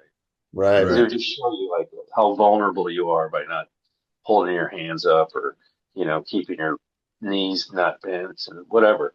And he would say, but he was like, he always had to show off at the gym, bend the weight, he was like all kind of roided out. But another trainer was like, if you go every day and you are consistent and you go for reps and you treat your lifting like cardio, where you don't take a lot of breaks, you just kind of like superset it, and you Mhm. have like 3 exercises you're rotating on.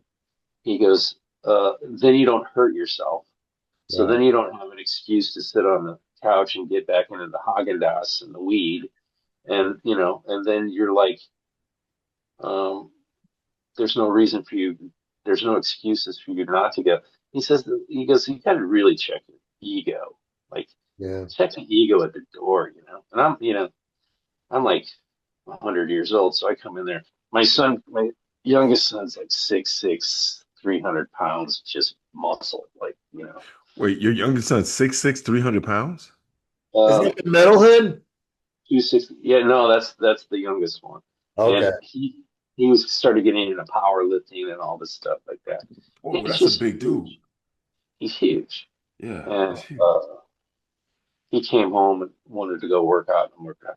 So I'm like throwing up more weight than he is at the bench, and he's like, Dad, like, it's easier because you have shorter arms. I have long arms, so I go, yeah. Well, what about the fact that I'm 40 years older than you? Can we throw that into the Yeah, exactly. He's like, Exactly. this is bullshit, It's you know? yo.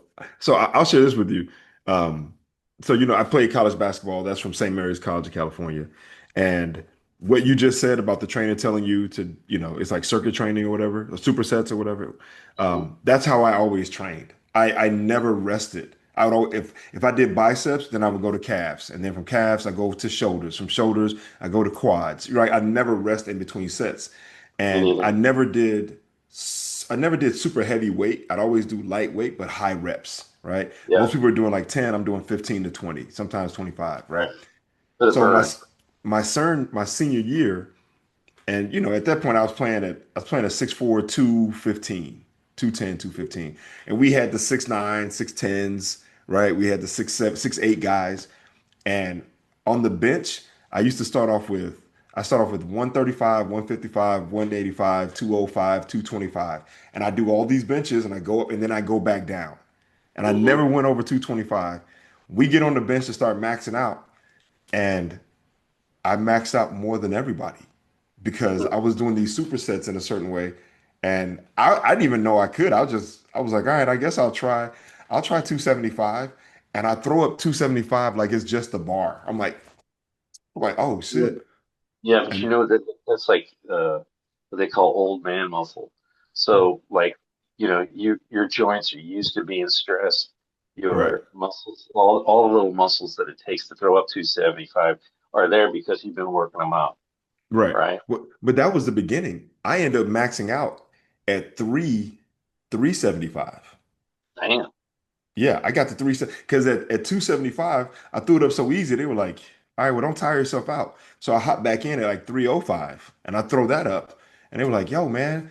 And I do but for me, I had never done more than 225. So I'm thinking that those weights are going to be super heavy. But because of how I worked out, I had built this more endured, a stronger muscle. Um, and Where are I, you at now, Reg? What can you throw up now? shit. So here's what I want to tell you. I could throw my hands in defense. Like, Let's tell you this, Reggie. yeah, When I used to watch you, like you've always had a very calming, like your voice is calming, and uh, I think you have a lot to say. And I think a lot of it be positive. And whether it's comedy or speaking, I think you should really explore that again. You've already got the comedy chops, but to be authentic, and talking, maybe it's to kids, at-risk youth, whatever it is, you've got that. And I think they would trust you for that journey. And Oh, I think thank you. they would take your word for it, especially if you talk about basketball and you talk about, some of your demons and all that. And then, it was kind of like 2 weeks before Robin killed himself. We were doing improv at Throckmorton, Wow. and people were like, dude, how do you get him to settle down and talk to you like that? I go, so how are you, man? And then Mm. he'd been to Iraq, I'd been to Iraq. He got demons, and I would tell him, one of my favorite movies that he did was Fisher King. So I told him every line that he improved, and he goes, "Yeah, man." I go, "I could tell it wasn't scripted." Yeah. And then I go, "That red dragon that's coming down the street." I go, "Those are our demons, Mm.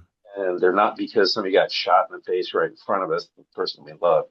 It's because we're haunted by addiction and childhood and stuff like that." And he agreed 100%. And I said, what sucks about getting sober is that if you're an asshole, you're just an asshole. And we laughed about that because Right. you can't blame it on Right. alcohol. Right. So you're like, well, I was drunk, man. No, you're just a fucking asshole. Right. So, Right. um, yeah, I think you should take your baby steps back and get up, get on the horse and take for it. Now for Uh, Sal, well, thank you, Mike. I want to just say thank you. I really appreciate that, man. That means a lot to me. thank you. Well, you're welcome. And Sal has always been like, I've always enjoyed him. He always has the great enthusiasm. He's always like that, the guy that you hung out with and said stuff and laughed in the right places and started some shit, and then he had to, back him up, and so I mean, he's like, that's that's kind of like the guy. That's his personality, and that's why I've always liked him. And I think too, there's something about I can't remember exactly what it was about Sal, but he was always nurturing in a way. And you were putting up some chick giving you a lot of shit last time. It's usually me. Yeah, but who hasn't? Right. But this is the thing I'm really, and I think you guys are great together too. I've watched you a couple times. Well, thanks. Um, I think where I'm at right now, as far as women go, is I don't trust them. Mm. I went Mm. out on a date the other, like 3 months ago, and the chick said trauma like, I don't know, 30 times in a half hour. A fun date. And I'm like, and then I get up and I'm like, okay, well, that was good, good luck. And she said, is there something you said? I go, you said trauma like 30 times in a half hour. I go, I'm out of here. And I mean, yeah, here's the weird part. That chick won't leave me alone, right? The one that I um, was nice to, and the one that like I, kissed yeah, her ass, made sure the puppy was fed, and fucking yeah. complimented her, got her food, took her on vacations. Yeah. You know what Well, I'm saying? yeah, but you know what, Mike? To be honest with you, the one that you told, she probably appreciated your honesty because it's probably what she hasn't had from anyone else. And sometimes, even if the honesty hurts, people appreciate it more because they go, "All right, well, man, maybe he's the guy that can help me stop saying trauma every minute for I think as 30 minutes." comedians too, we read stuff really well. We observe it Yeah. so well. Well, the thing about it is too is like this is why women don't like arguing with me because I'm 10 steps ahead of them. You know what I mean? I already Yeah. know what you're gonna say. I already know your bullshit. Like Yeah. women do not want to. There's an accountability thing that they just can't. You Mm, know, mhm. what women are like? What's that? They're like Trump. How's that? No accountability, no apologizing, ripping everybody off, going to their friends, getting a committee together to hate you. You know, Okay. Well, I mean, Mike, this might make it a little hard for you to find yeah, you know. I I know. can tell you some MAGA chicks and be like, wow, he thinks we're like Trump. Hell yeah. Exactly. I just Uh, I don't want to go through the pain again, dude. You know what right. I'm saying? I hear you, dude. No, hey, yeah, I got drama again myself. And like, you don't, and part a lot of me is like, I don't even care. I don't even care about trying because, like, I don't even want to go there and make myself vulnerable or whatever. Okay, but see, this is where I differ But because there you has to be a said, time too. You can't force it. You know oh what I no, mean? no, It's and good to work on your shit and you too. yeah, absolutely, Like and I for get a you, lot more done now. You know what I mean? right? Well, and for you, Sal, considering you just came out of a thing, a very Yeah, yeah. long thing, you need to take this time for yourself to Right, right. process and to heal and to find who you are outside of that whole There's that thing. Coleman Reggie, Mike. Yeah, there But you go. it's that saying, like, is it better to have loved and lost than to not have loved at all? Right. And I think the happiness or the joy we feel sometimes. Shakespeare's a douchebag. Say what? Shakespeare's Shakespeare. Shakespeare. I mean, I'm just it's funny because I kind of subscribe to that thing because I've been in moments where I'm like, man, when the thing is good and it's really good, it's amazing. It feels so great. And then when it doesn't work and things fail, then it feels horrible. And I mean, you're devastated. You can't get out of bed. You're crying. You're contemplating every word you said and every move you made.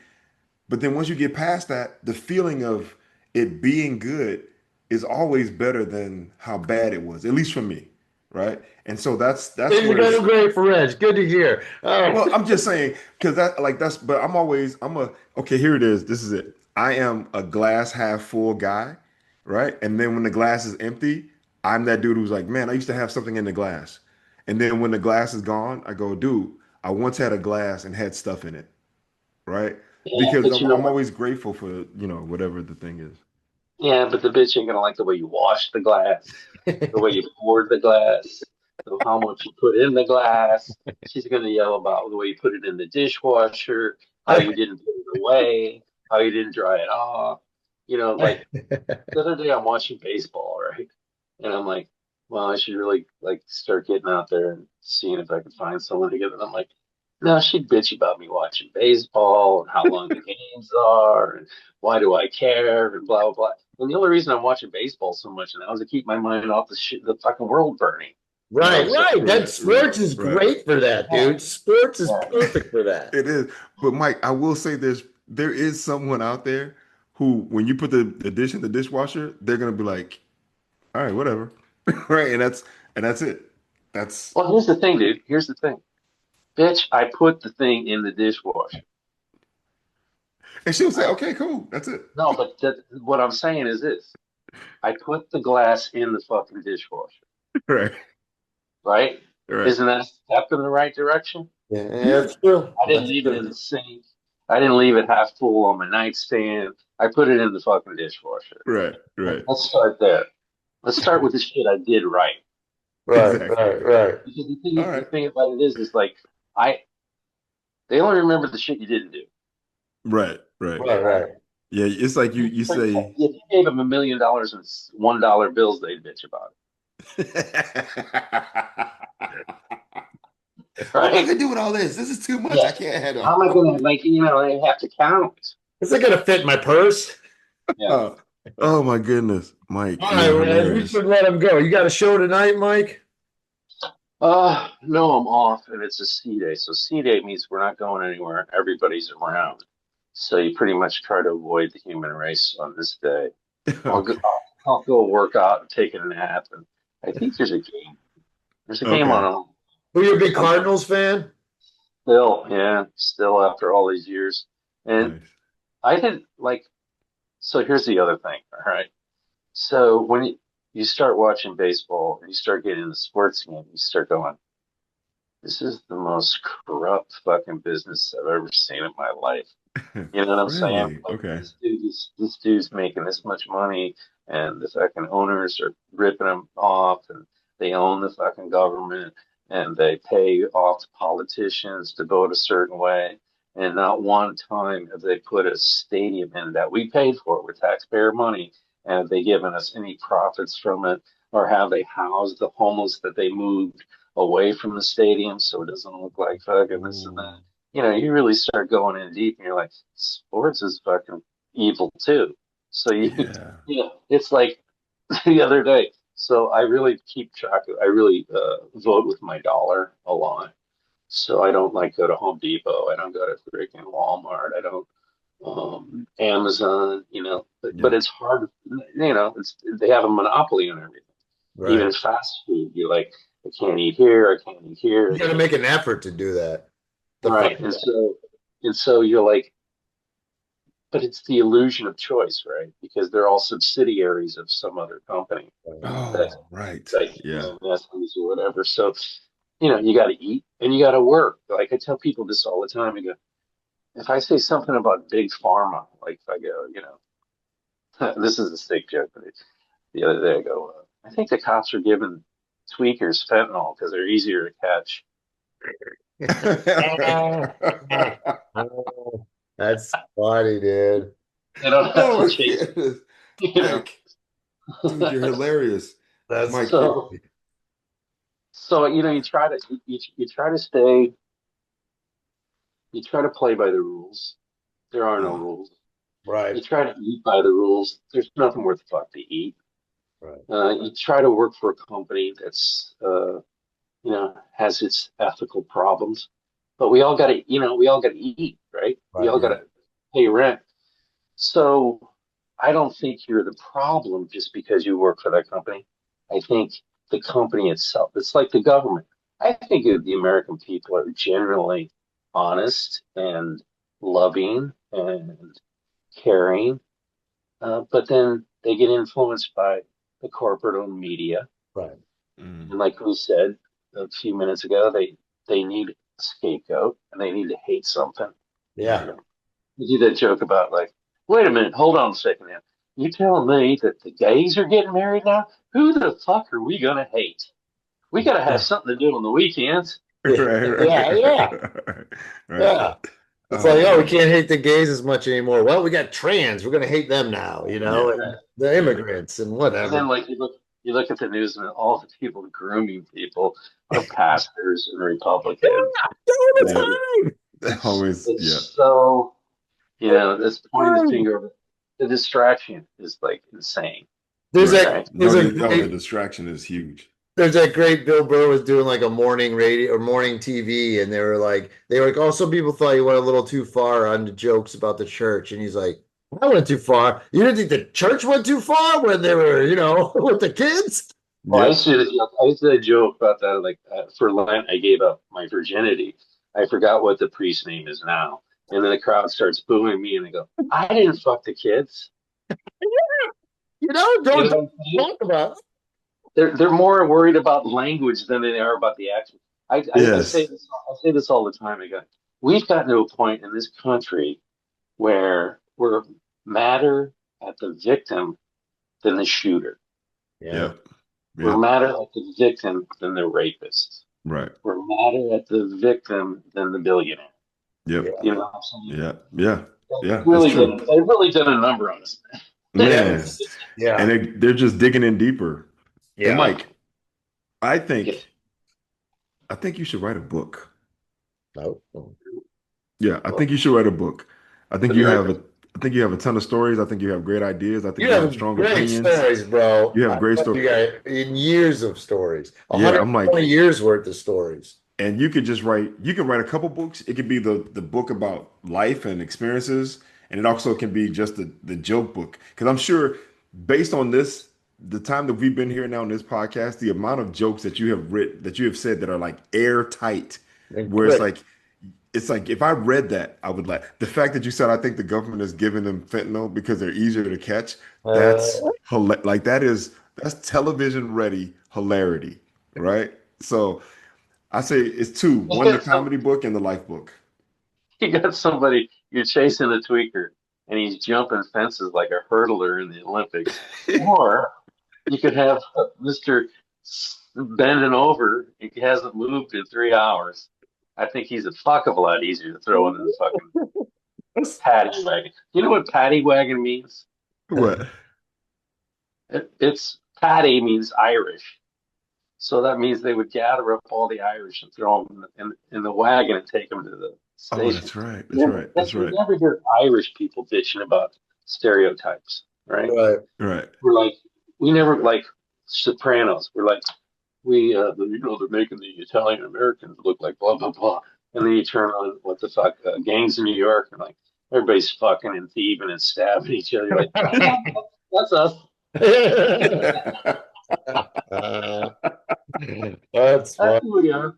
Yeah. Oh man, Mike. I look forward to your novel, The Old Man in the Sea. I mean, you're there right now. People say I look like Hemingway now. It's fun. Yeah, you definitely got a Heming going on right now. Did you guys ever watch Succession? I didn't, but I heard it was really good. I heard it was really. Yeah, somebody thought I was Brian Cox the other day in LA. So I go, I do a Brian Cox impression. Fuck off. That's good. Oh man. Brian Cox. All right, Reg. Anything else? Mike is amazing. Where are you at? I'm in LA. He's in Oakland. I'm in Oakland. Were you at a bar? Oh no, this is a picture I put in the back. It's Basquiat. I went to the Basquiat museum. He had a pop-up museum they did for him. And yeah, I took some pictures. So I always like to put something different in the background. See, here's the thing about Sal is he wears the Cleveland hat. He's got the Hendrix t-shirt on, but under there's this eclectic dude, right? You know what I'm saying? Yeah. Like he looks like he sells meth on the street, but he actually knows more about art and shit than you could even imagine. 100%. 100%. I love those layers. You know what I mean? Yes. Thank you, buddy. 100%. That's the reason why Sal and I can connect is because I grew up in Alabama, he grew up in Cleveland, but he doesn't act like a Clevelander, right? Like it's Cleveland is fucking pricks, but he doesn't. Yeah, and I know them, and I know my people, and I know how to piss them off. And yeah. Do you know when you go home, Sal, and you hang out with your friends, and you're like, damn, you can't say that shit anymore. Like, I'll say whatever the fuck I want, motherfucker. Fuck those people. You know what I'm saying? Like, Cleveland has an edge. Like, I was surprised. I remember I did the Cleveland Improv, and I was like, why? You guys don't need me. You know what I'm saying? There's so many characters in here, and you fucking hate your life. You hate living this place. You hate everybody. And there's people sitting at a bar that are fucking funnier than me. Why the fuck am I here? You know what I'm saying? It's so true. Oh my God, that's hilarious. Dude, that is hilarious. I went to St. Louis and worked out with my friends. This is a few years back. And this guy's trying to throw up this weight. And he's a good-looking guy, one of those guys. And this chick keeps staring at him, and he can only do 3. And he gets off and he goes, "What are you looking at, bitch? Fucking do something else." And I go, "Jimmy, you can't do that." He's like, "Fuck her. I don't give a fuck." And I'm like, "Do you come here every day?" He's like, "Yeah." I go, "Does she come here every day?" I go, "Yeah." I go, "Well, you got a problem then."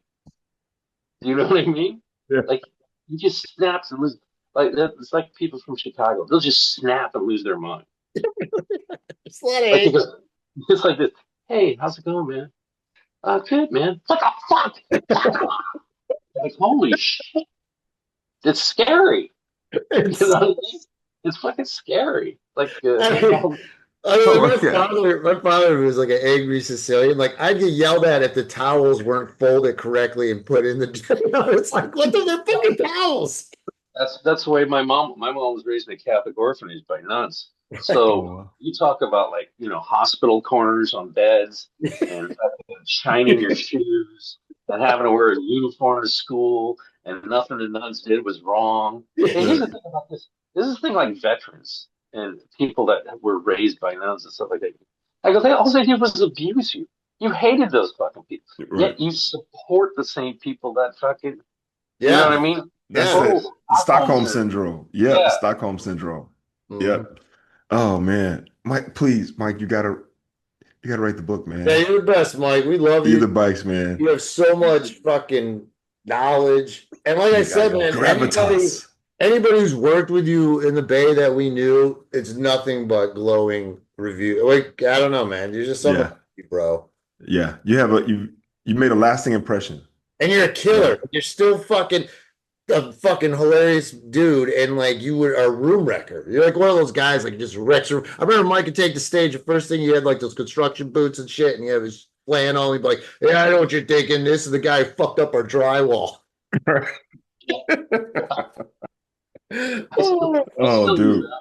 That's a good one, bro. It's a good one. Yeah.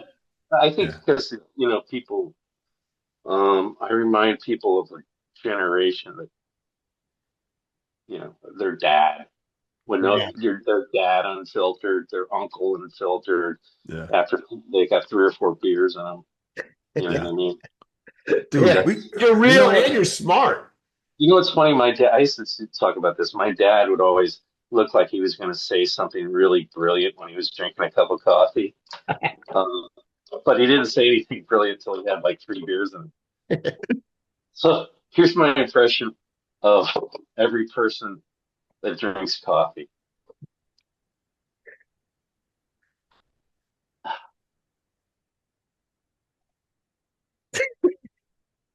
Because they just have the same face right after they have the first sip. God damn, that's some good coffee.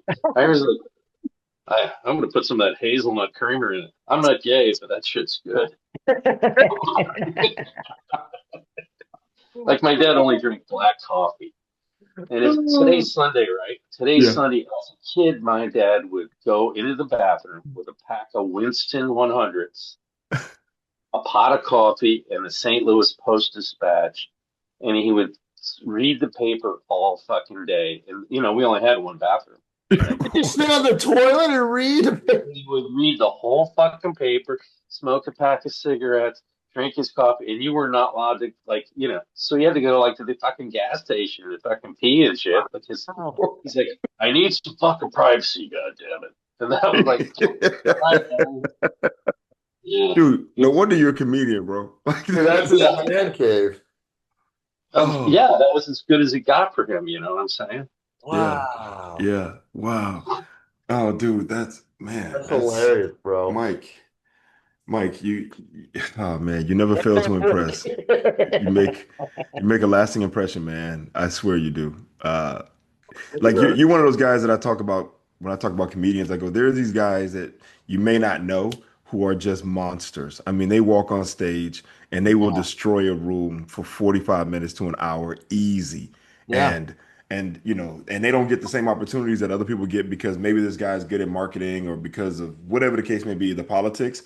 But there's a guy named Mike Pace that when he takes the stage, it is one of the best experiences you've ever experienced sitting in the audience. And when you walk out of that place, you go, damn, that guy's good. You want to come back, right? Want to come back. So, thank you, Mike. Man. Yeah, absolutely. Hey, let me tell you one more thing. So during the pandemic, right? I'm totally by myself. I had a chick for about three months into it, but then I was swimming and she didn't like the fact that I was going to the pool. I go, nobody's at the pool. You can't catch nothing at the pool. Blah, blah. Anyways, she's looking for out, obviously. Anyway, so I'm home alone for like a year. And I kind of noticed that when I walk into a room, nobody's going, hey, great show last night. Hey, man, that was funny. Blah, blah, blah. So I went and got a homeless guy and I paid him $20 to compliment me every time I walked through the room. Are you serious? No. Okay. Every time I walk in to get a sandwich. Hey, man, great show last night. Thanks, man. Once in a while, ask if he'll buy my merch. Go, hey, you have any merch for sale? Right. You know, man. dudes, thank you. And thank you so much for that compliment. That makes me feel good. Oh, Absolutely, man. That's you're why the we're best, here. and Mike, everybody loves you. we worked together at Rooster Teeth Feathers eons ago, Mhm. right?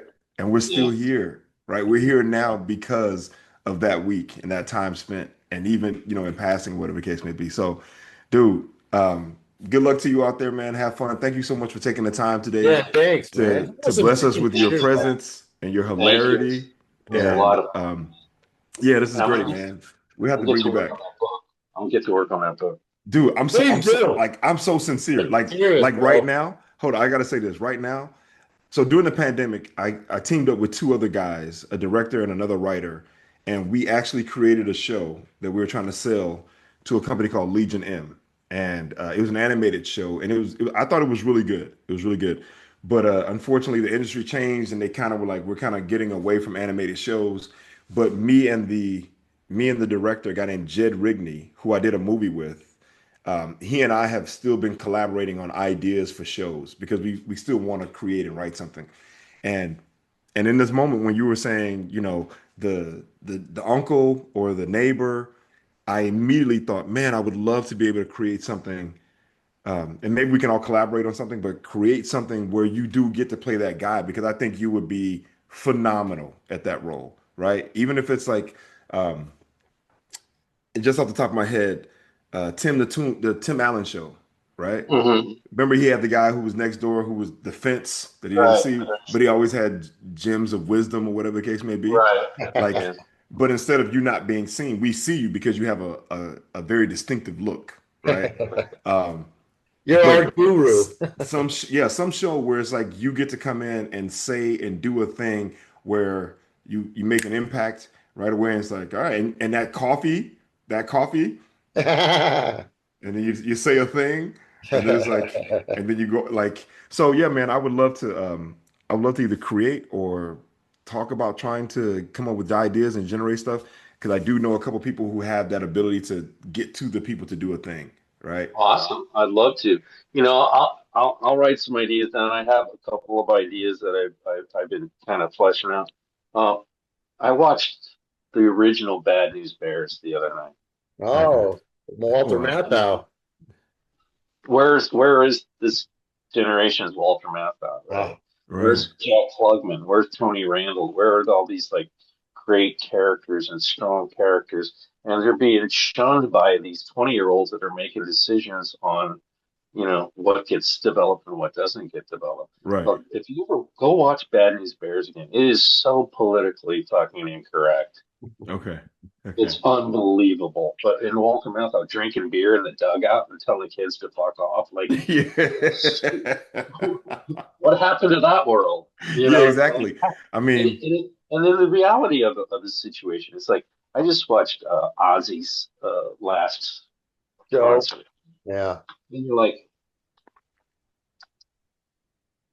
when the Osbournes were on MTV, I go, that family loves each other, and you can't get past the fact that they tell each other to fuck off. Right. Just like Walter Matthau loved those kids, but you couldn't get past him being 100% honest with them, right. Right. right? Right. Because honesty takes accountability. And we live in a world that nobody can be wrong and nobody can be accountable for themselves. Right. Right. They Right. can't even admit they lost an election. It's just ridiculous. Yeah. Yeah. Nice. All Yeah. right, Mike. We Well, love you, man. Thank you so You much, too, bro. man. Take yeah. care, man. Yes. Thank you, You guys Mike. We look good. appreciate you, brother. All And right. I'll be in touch. I'll hit you up every once in a while. I'll Yeah. just shoot you a And message, see let how an you're doing. Italian in that part too, Reg. Get an I'm gonna Italian. go. I'm gonna go. Yeah, I'm gonna go train for the Senior Olympics right now.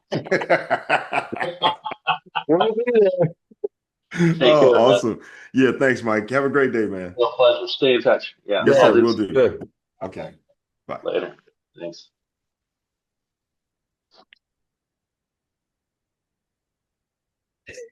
He can't figure out how to shut it Okay. off. He's like, how does this God, Zoom thing work? help. Help. I'm stuck in Zoom world. It's the leave. It's the leave button at the bottom right. I think bottom right. I hit this red leaf. Ah, I love Oh, face, man. dude, that was great, bro. I Yeah, really it's like you enjoyed haven't that. seen someone in a long time, and then like he's still that guy, and you're like, and he's still so funny Oh, and dude, sharp and he is, smart. man, he's a joke machine. And I mean, and they're clever, they're smart. Like Yeah. I'm like when I everything that I said, I was so sincere. Like I mean it. I Oh yeah, think, me too. He's the yeah, best. I think he Like, should write a yeah. joke book, and I think he should write a book about his life and his I think he had a experiences. book about the life for sure. Dude, I mean, the way he breaks down the people in Cleveland, the way he breaks down the people in Illinois or Chicago, Yeah. the idea of like, y'all don't need me, right? You got enough Yeah. characters here already. What Yeah. am I doing here? Right? So, So um, funny. yo, man, shout out to Mike Pace for coming through and being Yeah, nice work, who he's dude. always been. It's an honor and a pleasure to bring him to the audiences out there who may not know him or even seen him, but he is a guy who has been funny for a very long time. Yeah. And if you do hear his name, then you will not regret going to see him. Yeah, So go check go to out that Mike Pace. show. Yeah. Speaking of congrats, Reg, look at this. We were voted in the top 100 on Million Podcasts, the top 100 stand-up comedy podcasts. Yep. Uh, I think Fitzsimmons was number one, Sam Morrell and Mark Norman were two, but there we are, number 53, comedian Sal and Kalani and Reggie Steele spitballing on a podcast. Thank Yes. you, Million Podcasts. Thank you, This Million Podcast, for recognizing us. recognizing the talent. Yes, we appreciate it, man. I mean, out of 100, number 53, I'll take that. I'll A take it couple, down the middle. yeah, No, I'm like sure.